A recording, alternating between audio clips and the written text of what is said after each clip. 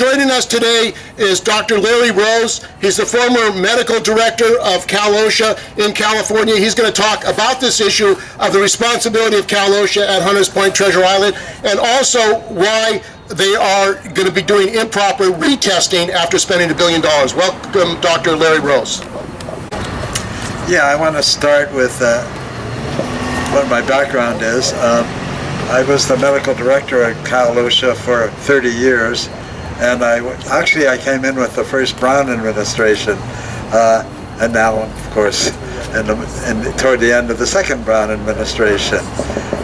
My interest in what's going on at Hunters Point Naval Shipyard was primarily with the radioactivity and what that history is. What is this history? What were they doing there? Well, it all started with the very far back with the Eniwetok hydrogen explosion. That was an enormous test in the South Pacific, and the Navy sent out a large part of a fleet to stand by there and watch it. Well, unfortunately, the hydrogen bomb was about 30% larger than they thought it would be, and it showered down on that fleet. And guess where all those members of the fleet went? They went to Hunters Point to get cleaned up.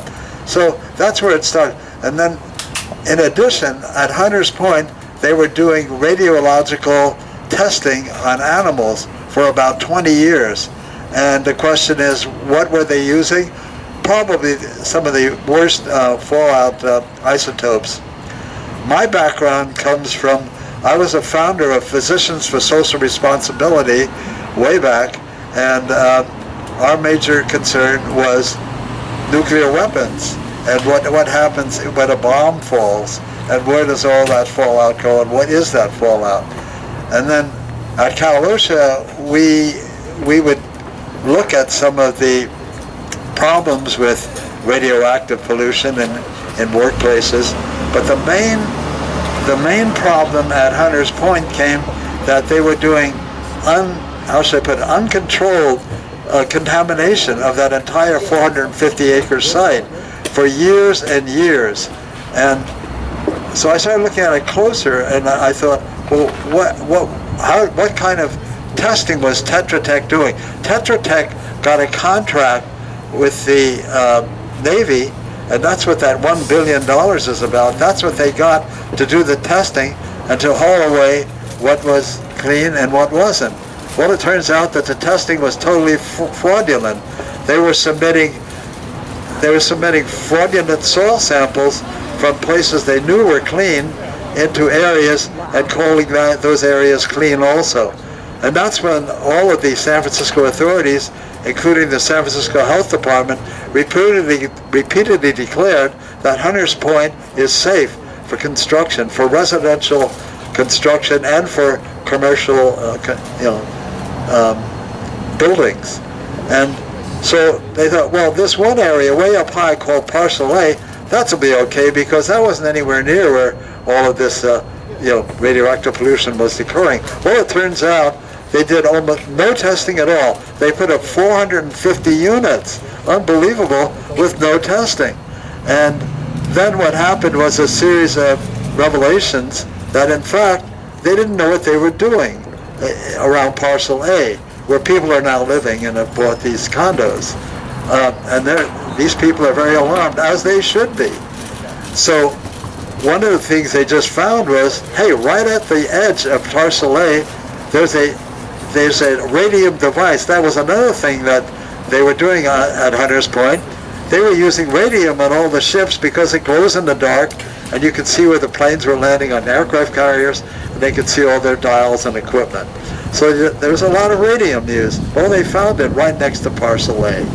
And then the other thing that I found was really alarming was they were hauling a lot of the soil samples that they said were clear of radioactivity. These soil samples had asbestos, lead at high levels, and arsenic in them, but at levels where they could accept it at solid landfills. So one of the loads that went to one of the solid landfills, they got it out there and they said, no, the lead's too high, and they turned it around. And then they checked it, and hey, they found cesium-137 and 4 chunks of asphalt. Well, that's shocking. I mean, it just shows that they didn't know what the hell they were doing. That the testing not only was inadequate, but they were trekking it out through Bayview, where people live, and who knows where else, going to these solid landfills. The other thing that I found, rather amazing, is that they located some commercial properties in areas that were polluted. In fact, there was a police department property where a police department location where all these cops were, and that was probably a polluted area that hadn't been adequately tested. And these people are alarmed, as they should be.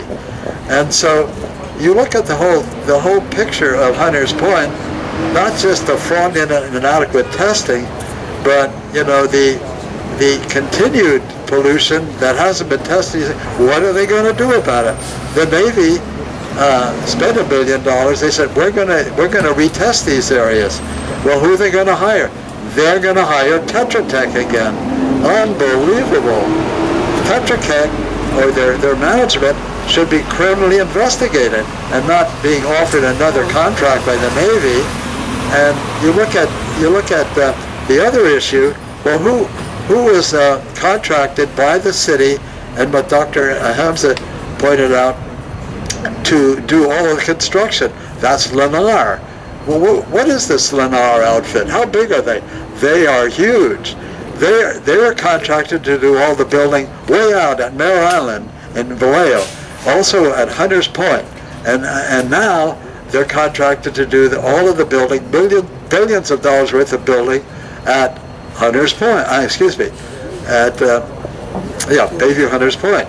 So you look at that, and you begin to see the connection to a lot of politicians that was gone into by Dr. Hamza, and that's also very shocking. And so I just want to point out, and then I'll close, is that Cal-OSHA should have been in my old outfit, should have been into this, should have targeted that as a high hazard area. Everybody knew what was going on, but why didn't Cal-OSHA get into it? Why didn't they do their job? Well, the problem is that Cal-OSHA has become a basket case, almost, you might say, a non-functioning regulatory. They're the only regulatory agency that can do enforcement in California. They should have been in there looking at it and seeing, why is it polluted? Why aren't they protecting all those workers that are doing the excavation? Why was nothing done? Well, I'll give you a quick history. They've cut the number of enforcement provisions at Cal-OSHA down to a point where it's barely functioning. They can't do timely response to complaints, and they can't do good follow-up, and they can't do their job.